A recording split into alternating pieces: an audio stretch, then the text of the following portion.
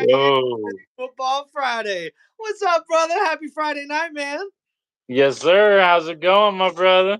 Going good. Love that chain. Finally get to represent it before the new season's getting started. Man, got a crazy off season going on so far, huh?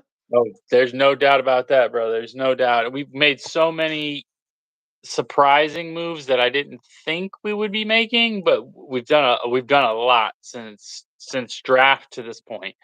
That's for sure. I mean, the defense is completely revamped. And I thought at the beginning of the year, losing Christian Wilkinson was going to be a big deal. Maybe not so much. I mean, that D line is still a little bit suspect there for the Dolphins, but they got a bunch of good veterans now on that defensive side, especially with Calais Campbell coming in. Not Yes, that is a a big bad sign. replacement, bro. I love that mood. That's a former Miami Hurricane alum, so that guy's definitely going to come in there and be a presence on that defense, dude. Oh yes, it's coming back to hometown, bro. He's gonna come back and show out. Yeah, that's like representing, going back to where you grew up and where you threw down, and you're coming back to represent. He's excited for it, man. And I heard a little something that he actually had other offers that were higher than what the Dolphins were, but he wanted to make this run with the Dolphins. If I had to guess, bro, I bet you that the Dolphins were probably one of the few playoff teams that probably hit him up because he didn't do this for money. He did this because he wanted to go play down in Miami. Yes, Go back sir. town or where he played college, I guess, right? I don't know if that's his hometown, but where he played college to go down there on a team that's a playoff caliber team. They were one of the best offenses and one of the best teams in all of NFL last year. So you still got to remember that no matter how bad they got beat in the playoffs, Yep, it yep. is They what it still they still is. Hey, had something. hey, while we're live, I want to make sure I mention this because not a whole lot of people in the media talked about this. It was so cold. People got their freaking foots and toes amputated from this game. Did you know Oh, that, by the way? yeah. Yes, sir. Yep, there was multiple people. You want to talk about diehard fans? Listen, dog, I'm one of the biggest diehard Buccaneer fans there are. But if you're telling me there's a game going on, a playoff game going on up here in Green Bay, do I want to go? Absolutely. But if it's weather that cold, I'm not Nope, going, I'm dog. good. I like my limbs. I like my limbs. Yeah, exactly, dude. It's not football game's not worth that much. Okay, I No, think we no, all. I agree with that 100%, sir. Now, crazy man, this NFL news that's been going on lately. Did you hear that they're actually talking about a quarterback salary cap? That's gonna be very interesting to hear that because they're they've already they've been increasing this regular cap space, more and more every year, but now they're gonna try to make a whole separate category just for QB. That's gonna be very interesting to see how it affects the rest of the team. Hmm. That okay, this guy's got his own salary cap. It's all just for him.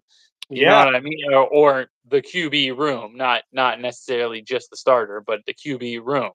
Like I don't know if it's necessarily going to be a hindrance on the other players. There, if it's going to make it a like I don't like that.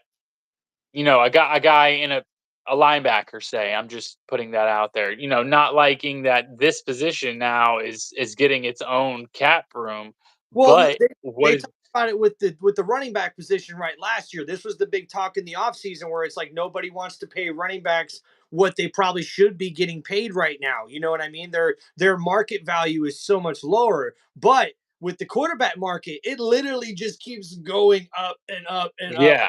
And I think they're getting scared of that, right? Like the cap in NFL is only going to keep going up. They're only going to keep making more money, right? So the salary cap, as far as what they're able to pay their players every year, is going to go up, which is why they're willing to pay these quarterbacks 25% of their Of salary cap. if not more.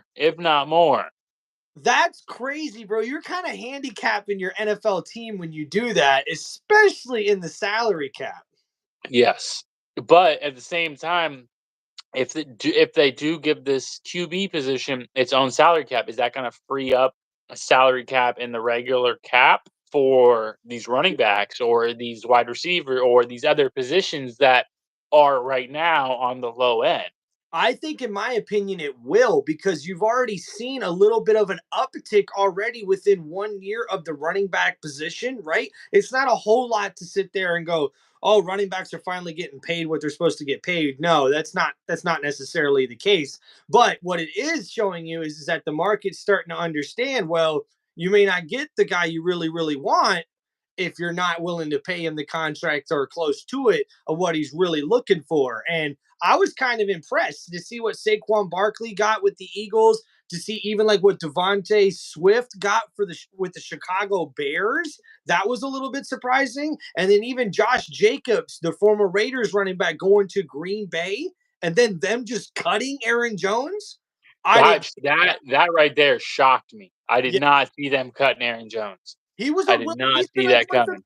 players on the whole team, dude. Like, I mean, Yep. yes, injury prone, no doubt about it. But guy is a runner. He's almost a 5 yards per carry runner, really, Guy. the league, Yes. healthy. So that was a bit of a shocker for me as far as that goes. But let's get back to the Dolphins though, and this quarterback thing, man, because we all know this story is only being talked about for two reasons. Okay. No matter what anybody else wants to say, it's two reasons. One, Trevor Lawrence got paid a huge, huge contract for a guy who doesn't even have a winning record in the NFL and is No. actually like does I don't think he's won a playoff game yet. Right? They made it to No, and he the and years he ago, but they and haven't won. No, they won. They won one playoff game. 1-1. Yes, you're Yeah. right. They did win once. Once. So You're right. is That but so and that's all potential. That's their whole thing. The so Jaguars think. we're gonna pay $275 million on potential.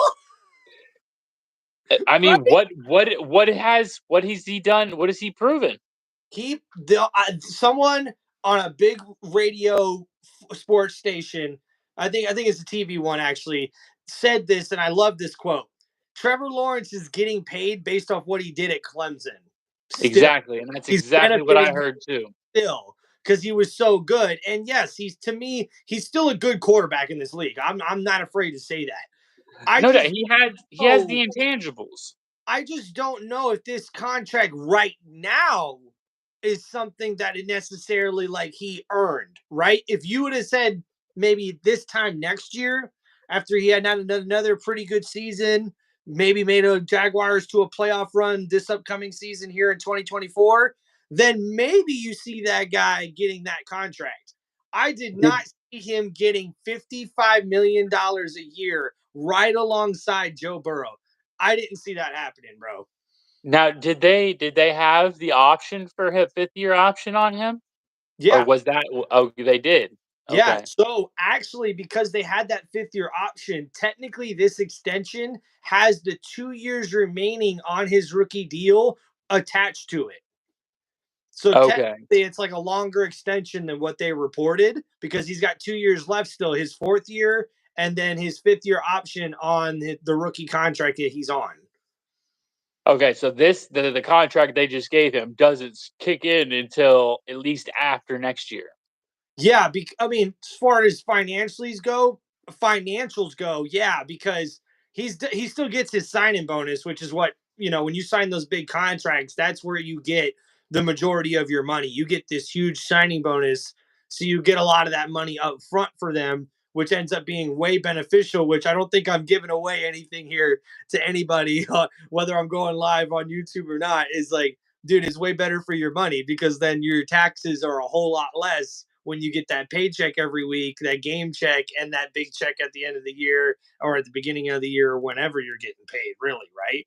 And I mean, the other talk, right? Right Yeah, now, yeah.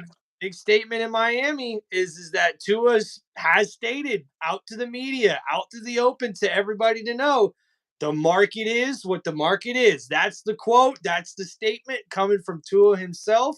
And you, as a big Miami's fan, I gotta know, bro, how does this make you feel knowing that there's possibly some tension right now going on with ownership and this franchise quarterback right now there that you Miami fans have finally, and now there's the talk about not wanting to pay the guy.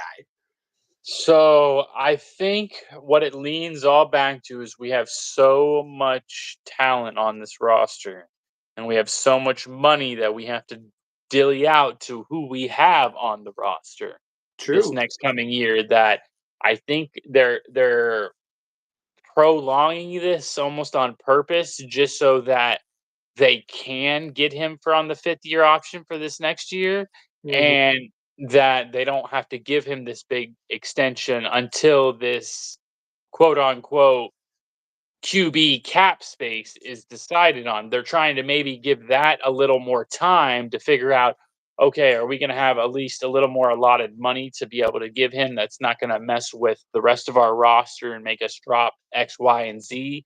You know what Mhm. I mean? It's a good So point.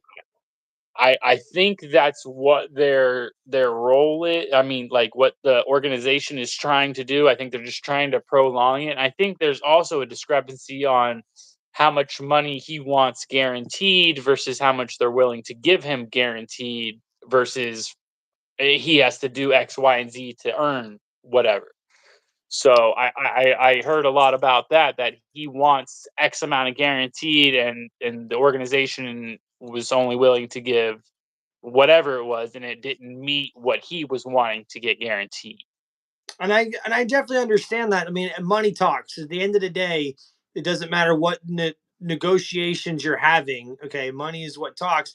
To me, though, this is like seems to be a history in Miami as far as like playing hardball, especially with the quarterbacks. You know what I mean? Like they're always a little hesitant on paying these guys for whatever reason. And I think, look, man, you either got to put up or shut up. As an organization, you got to stop beating around the bush. My organization, we're going to get to talking about the Bucks here in a little bit. My organization did the same thing. They were tiptoeing around on the idea of letting Baker Mayfield hit free agency. Now we realize that would have been probably one of the worst moves of this offseason ever, because the contract that we got with Baker, I'm not afraid to say it, dog. I take it as a little hometown discount. I think Baker gave us and his agent, they gave us a very, very good opportunity to get a very good marketable contract. 3 years, $100 million, I think, is the actual full contract. Honestly, that's So a you're looking over bargain right now. that's 33 million a year. That's a Yeah, real bargain. and it bases out, as far as I read the contract details, it bases out where we pretty much give him 30, 35, and 40. So it, like, his contract number That only goes up so much, but even at 40 million a year, he's still technically $15 million cheaper than the top guys are, right? yep, So what I'm easy. a little bit so what I'm a little bit confused about with the Tua situation is that, okay, so what if they did give him only 53 a year, or 50, let's just say 50 mil a year, right? That's got to be where at least the minimum that you're starting with him in these negotiations, because if he's not Yeah. getting that after leading the league in passing yards last year. I mean, if you're Tua, you're not. If you're Tagovailoa, bro, if you're number one on Miami, you're not taking that. You're not taking any. No, yeah, you put up your stats. Bro, You showed that you have what it takes, but at the same time, you showed a lot of red flags. You got this injury. You got, injury you know, prone. you got things that you're not very mobile in the pocket. You got,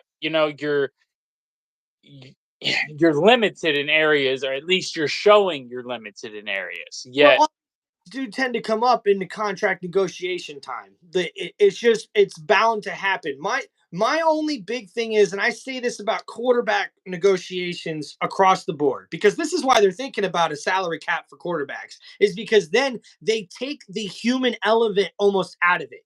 You know what I'm saying? They go right back yeah, to analytics, like they've been doing in baseball so much for the last few years, and now they're really big in it with football now with the analytics, is that if you make a quarterback salary cap, then that's all it is. You're just going by analytics on what, say, okay, well, if we get this guy and we only give him this much of a contract, then it'll benefit us and we can manage the cap number a little bit better, right? But what actually I think is the dumb part on these organizations, and I will say maybe not so smart part for Miami Dolphin franchise, because I have a lot of respect for that franchise, man. I still think Dan Marino is the best quarterback to never win a Super Bowl. Okay, represent, dog. I got one of those. yes, sir. I got one of those hanging up. But with that being said, is that you like you got to put up or shut up. Okay, if you don't think Tua is worth what the market is right now, then you don't give him a 4, 5, 6 year contract extension. You go up to him and you do a little kind of in-house negotiation, and we say, hey, look, man, we're going to give you a 2 year $100 million contract, but you guarantee like 90% of it. So then that way you know where your cap number is going to be at. You still got him at a fair market value for what you're looking at, and maybe he signs that. But that's the thing, bro. Tua's not doing anything that's it's got to be near where the Trevor Lawrence deal is, bro. He led the league in passing yards. I know he hasn't won a playoff game like said Trevor Lawrence, but Tua Tagovailoa, I think, has proven himself in the NFL a little bit more than Trevor Lawrence. Wouldn't you have to agree? Yes, I will have to agree on that. The only thing I can say are just those few red flags that pop up that makes this 5th-year option like a more okay, give us continuous stats that you gave us last year. Mm-hmm. You go ahead and you need to give us at least one playoff win. If you want your guaranteed money, if you run your 5th-year option, do what you did last year and give us one playoff win and you get your contract. Yeah, but nobody's going to base that off of that, though, because remember, it's a team sport. Okay. Yeah. And what not be this is the thing about sports media that I don't really like. I don't like holding a lot of these individual players to such high standards that we don't keep for every single other position or Well, every single don't player, right? And then we want to talk about win and losses. And I get that. I do get that. When you're talking about legacy, you're talking about a Hall of Famer or an MVP candidate, right? You got to talk about these numbers. When it yeah. comes to contract time, the only really numbers that matter, dog, are did you show up to play?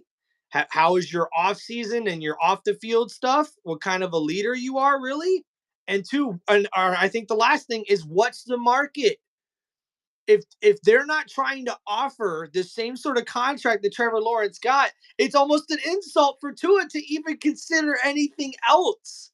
And I can't blame him, right? You can't blame him for that. No, and I get where two is coming from, but I also get where the organization is coming from. That where the skepticism is and where they're just kind of little on the fence because of these couple red flags. And the only thing I can say is if Jordan Love gets a contract extension like Trevor Lawrence, Jordan Love's getting paid, bro. So I'm going to tell you right now, there is no way he goes into Dallas last year and wins that playoff game, and they were only a few plays away from beating San Francisco in that divisional round. Green Bay knows better, dog. Now it may be one of these smaller deals, like I was just saying that that's Tua, all. That's what I was gonna get where at. it's I'm like like, only if they 4 or 3 years, something like that, right? But then that's gonna he's tax money, bro. Guaranteed. 55. So my whole thing is that the only way the Dolphins come out looking good in this at all is if they get a reasonable contract with him that isn't necessarily as long, or maybe like a Tom Brady contract that he had with the Buccaneers, where a lot of the money goes to voided years at the end of a contract where maybe he might not be there when that end of that contract goes, or Yeah, just push the line. it's still gonna count against us in cap space. Yeah, and that's what this kind of you got to separate the cap from the player. Like at the end of the day, is the player worth the money? You have to ask that question. And don't But get me wrong, and yeah, you're right. And that's what we're wrestling with right now because we have all these other people that need to be paid, but we also want to keep to it. they just paid Waddle. I know he deserves it. Good job. I love it. Good move for the Dolphins. But do you think that they happened to pay Waddle at the same time Tyreek Hill had his agent contact the Dolphins about his contract? Is that a coincidence? I don't know. Because you can't, just my opinion, you can't have two top paid wide receivers as far as contracts in all the NFL and then pay your quarterback top 5 quarterback money. Yeah. Bro, That's over 35% of your cap, dog. That's it, and then you ain't got no room, no payment for nobody else. For nothing, bro. So it's gonna be real interesting. It does kind of suck. This all ends up this cap thing from the owners about the quarterbacks seems to be falling on what's gonna kind of happen with Tua Tagovailoa and the Dolphins. That's where I feel like it's at. I think Go ahead. What? I think that that's what the organization is really doing, is trying to see where this is going to play out for this QB cap space, and that's why they kind of keep stringing along and just throwing these not what he wants to hear offers at him, because Mhm. they know it's just going to prolong this process, and that he's going to end up having to take the fifth year option, or they're just going to say, "Hey, we have a fifth year I mean, can he deny Well, the fifth he, year option?" he's on the fifth year option right now. Okay, so 2024, he's locked in for the fifth year option. Yes. Okay. All right. All right. So then at that point, then I think that's what we should really do then, is let him run out this fifth year, and then, or at least halfway through the season, and then let's bring back up these negotiations, and let's see what we can figure out, and see what you have shown us that you can do, and that you're doing it for more than just your personal gain. You're trying to get the team places. Yeah, exactly. And I agree with that, but I don't think that's going to be in the best interest of Tua for him. No, For it's him. gonna make him feel a little bit of some type of way for the first probably month or so. But I think after that, he's just gonna kind of get in the groove and things, and just like, I got to either ball out, or at some point I'm just gonna have to start looking at other teams. And I think we're right. I think we're both on the same foot there. I just it's really kind of crazy because when you and we're going to move on here to another subject, but next year, next offseason's quarterback contracts, wait for that. I Okay. know it's just gonna be more. Dak Prescott's going to be a free agent. And I promise you, dog, that Oh, boy, they didn't give him an extension. I thought there was talk of it. he has a $60 million cap hit this year, the highest in the whole NFL on the Cowboys. And they didn't even renegotiate to get that down. So they're literally going all in on this year with Mike McCarthy and Dak Prescott. And I don't even if they make the playoffs again, I don't know if that's going to get Dak Prescott another contract with the Cowboys next year. I don't think Jerry Jones wants to pay big top quarterback numbers anymore. I think he wants to try to go with this rookie thing again to help with the salary cap. But who knows? There's going to be a It handful. all, and then that's another role with that QB cap space. If that comes into play before the end of the season, like, or gets decided on before the end of this season, then that changes a whole lot of outlooks for a whole lot of teams. That would be pretty fast if the NFL decided to do that. If they decided to all of a sudden by like next offseason install a quarterback salary cap, I think that would be like probably one of the fastest processes of that sort of happening in the NFL. But we have seen these sort of things happen before. So we're going to move on though to another subject, talk about the Tampa Bay Buccaneers and their offseason moves so far. And man, thank goodness, praying to the football guys that we got Mike Evans re-signed, and we got Levante David re-signed. That was a big signing with Mike Evans, because I Woo! didn't know if you guys were going to re-sign him or not. That was Hey, and another guy, I applaud him. We got a really good freaking deal with him, man. This guy deserves to be one of the top paid wide receivers in all of football. And the fact that we got him on a 2-year extension that puts him, I think, right within the top 10, if I'm not mistaken, as far as overall money goes, right? But a that's very good. cap friendly, team friendly deal, in my opinion, from Mike Evans. This was very, very bold and respectful, and I think this guy needs to be a Buccaneer for life. Now, with it only being a 2-year contract extension, that's still up in the air. But hey, just like with any season, dude, you take what you can get and you appreciate these guys while they're here. Because Levante David, again, is on another 1-year deal. There's rumors about him being pretty much asked to come to other contending teams. I heard San Francisco was pushing for him this offseason, which would have been crazy. Wow. freaking Fred Warner and Levante David on the Niners, dude, I would have been sweating for everybody in the NFC. But the fact that we're able to resign him, dude, this Buccaneers team is being so disrespected right now. So disrespected again. I hate the Todd Bowles coach talk. That needs to stop. Buck fans, y'all need to stop that for real. I am sick and tired of, oh, Coach Bowles needs to go. Maybe he's not cut out the guy to do it. Name me the last coach besides Bruce Arians that made us to the playoffs back-to-back seasons. Oh, I'll tell you. His name is Tony Dungy. Okay? So we haven't had a guy that makes the playoff consistently until we got Arians and Todd Bowles. So stop complaining. Appreciate these guys while they're here. Todd Bowles is one of the best veteran coaches in the league, in my opinion. He gets these guys going and competing every single week. And the fact that there's so much shade now because Kirk Cousins signs with the Falcons, the Bucs are not the actual division. The people, they're not picking them to win the division. Nobody's picking the Bucs to win the division again. I'm like, how is this possible? Out of all those teams that you got in your division, I definitely see the Bucs being the top of the division. I don't see.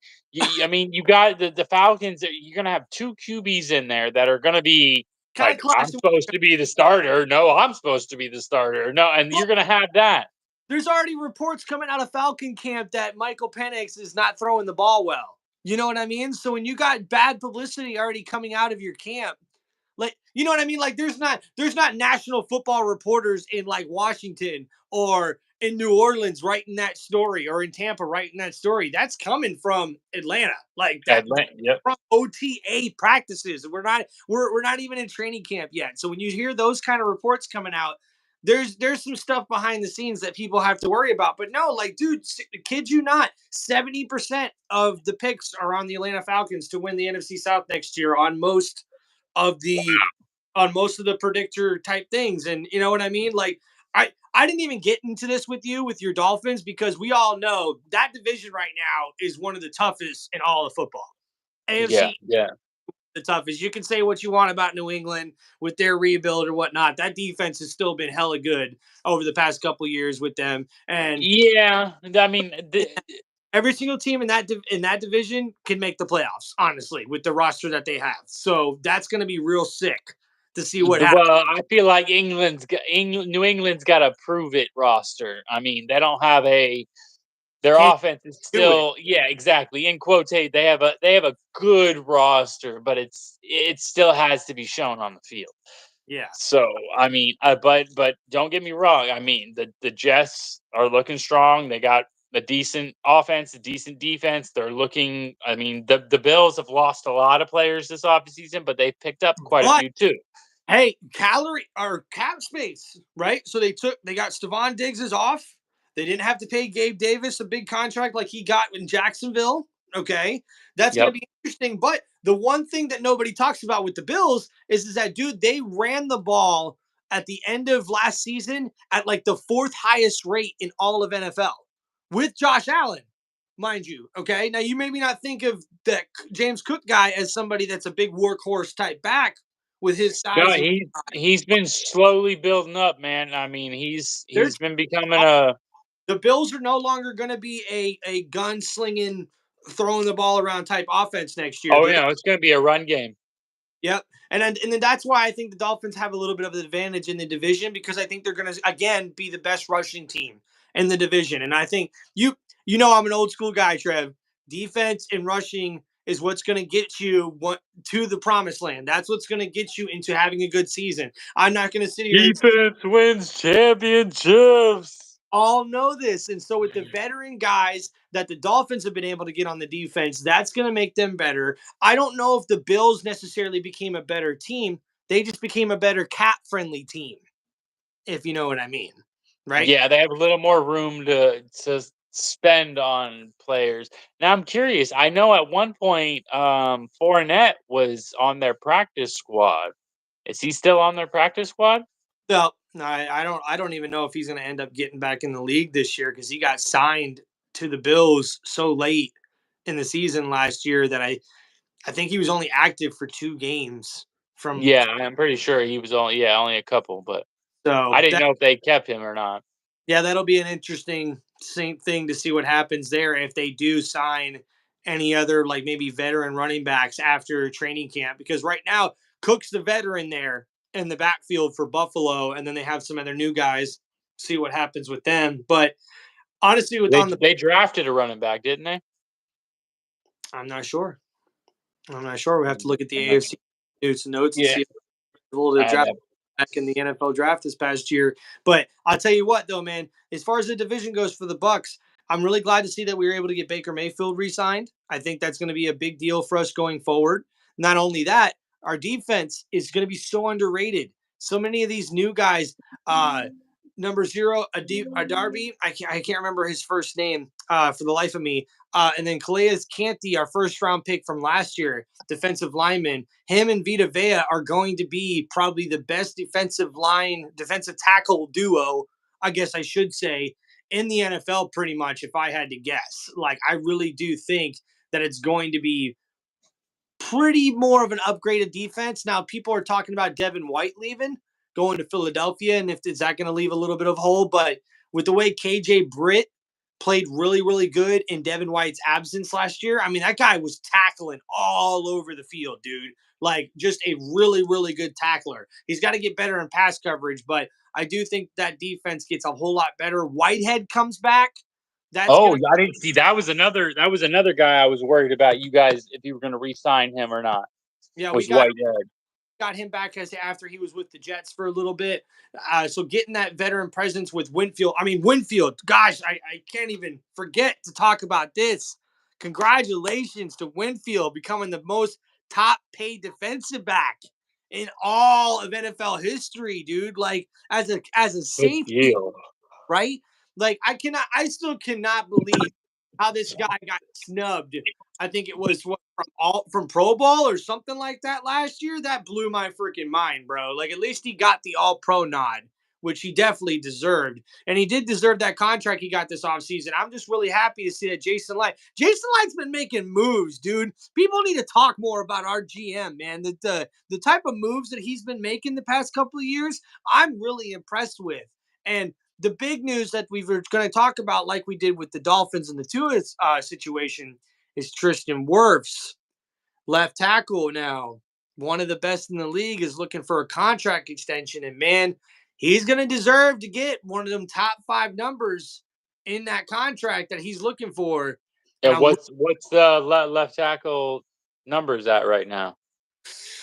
man, I want to say like at least 20 mil per year. Probably something like that. I mean, and I That's gonna probably a that's an decent impact. part. Panay Sewell was the right tackle, and he still got, I think, close to $100 million on his contract for the most part. Wow. It's gonna be real interesting. Look, he deserves every penny. Worth deserves every penny. He's pretty much been an All Pro every year he's been in the league. So that's just going to be interesting to see how they do that. But when you got Mike Evans and Baker Mayfield on a really good deal right now, you sign You him. Get it done you now. have the extra money. Pay him now. Get it done. And then unfortunately, there may be some casualties along the way, man. So we just have to try to see if we can make that cap number work for him. We got to get him re-signed. Got to get him re-signed. Just like I think the Dolphins need to sign Tua. You can't have this I contract, I mean there man. if you really think about it with Tua, that there's no one you're not going to get anyone better.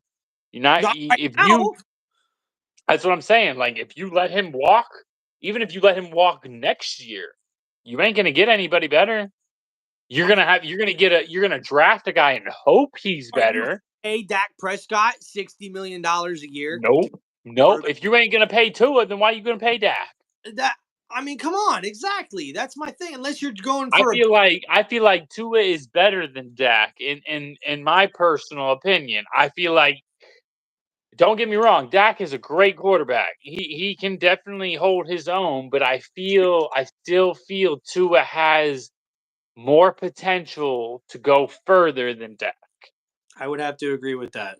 And as far as the Bucks go, man, I mean, heading into training camp here, Other than that Tristan Wirfs thing, there's not really a whole lot I'm looking at or concerned about. Defense is going to be improved from last year, which secondary was so suspect, but we got so much better at getting to the quarterback and getting pressure to the quarterback the more we got into late last season. Our rushing defense obviously got better because of that, because we were kind of really bad early in the year last year as far as our rushing defense goes, right? But the one thing that nobody's really talking about, we got our first round pick out of Duke, the center. That guy is going to really make an impact, I think, on the team. They have him as the projected center week one, more than likely, for the Tampa Bay Buccaneers. But for me, it's not necessarily the player that I'm concerned about, him starting and being a rookie or anything like that. I'm more worried about them needing to get more to a running game focus. We have been bottom 2 or 3 in the running game in the past 2 seasons in a row.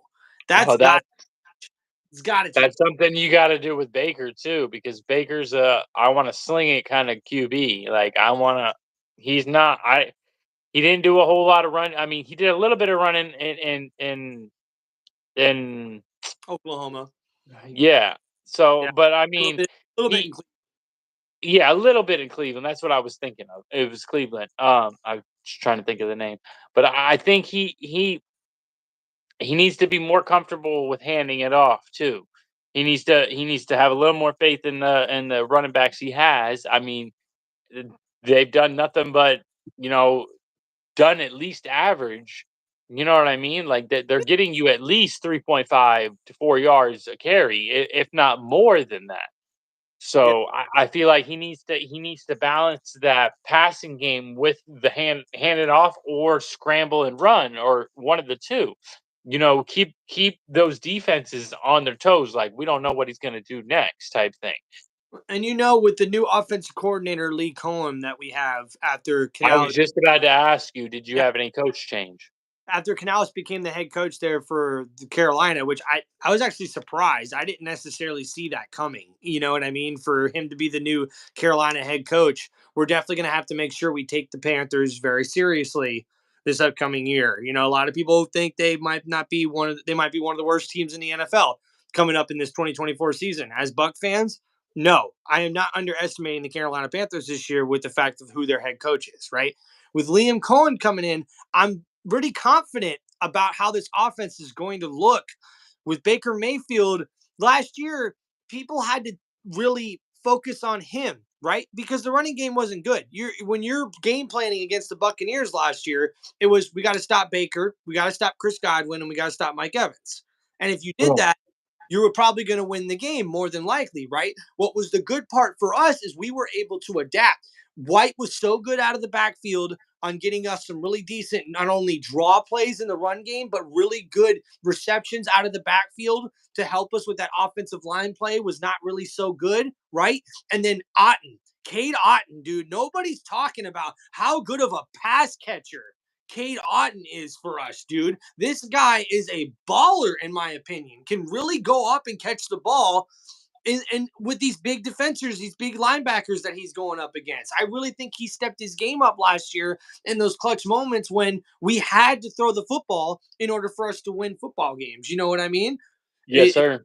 the Eagles game really, I think, opened up a lot of people's eyes in the playoffs because nobody picked us to win that game, and we dominated that game. And we were only a couple of mistakes, so like not making a couple of mistakes away from possibly being able to beat the Detroit Lions last year. So I I know. That was a real like nail biter game too. and I think it was a lot closer than people thought it was going to be. You know what I mean? Like I agree. As a Bucks fan, I've always said this. That I've always been very optimistic because when you're a Bucks fan, people always gonna give you crap because Hey, when you're a Dolphins fan too. right? But at the end of the day, you got to be a little bit of an optimist and say, hey, if you had a chance to win the game near the end of the game, especially in a playoff game, you can't help but just be like, hey, well, we had our shot and that was it, And best of luck to Detroit.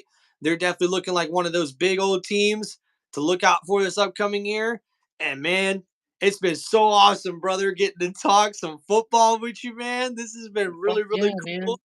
Freaking one of our first live streams here, right here on Tim Reynolds Show.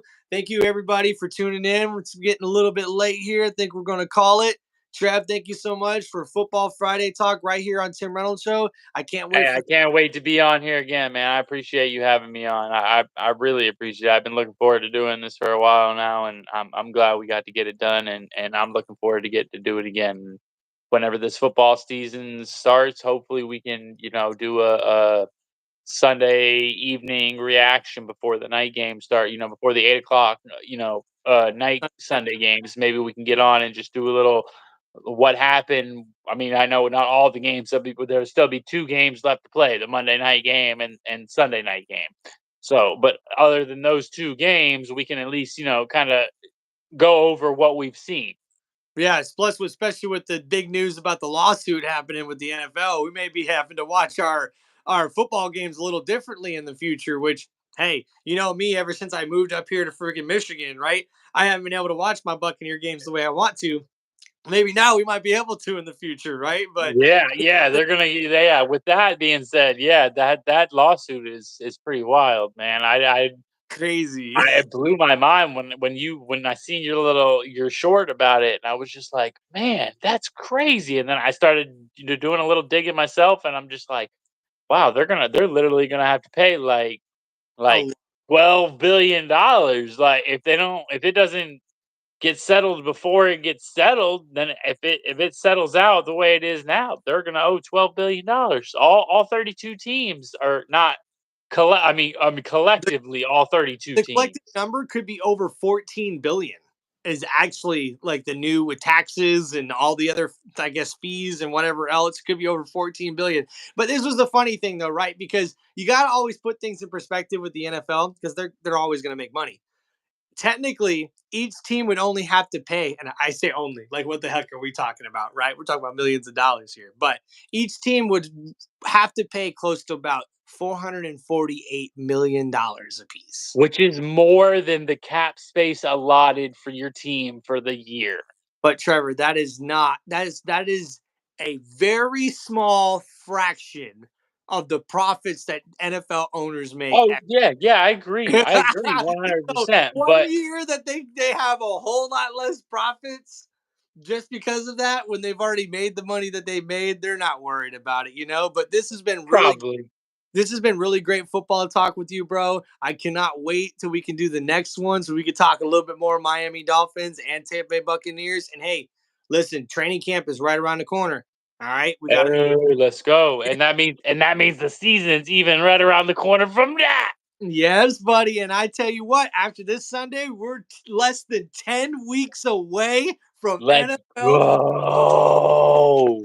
Wait, dude. It's going to be awesome. Can't wait to react right here on Tim Reynolds Show and give you guys some more news and content. Trev, thank you so much for coming on again, bro. I cannot wait for Thank you for having me. the next video we do is going to be even better. Thank you, guys. Peace out, everybody. Trev, have a good night. Say Peace goodbye out. to the fans, guys. Love y'all. Y'all be easy. Y'all have a good night. Stay safe.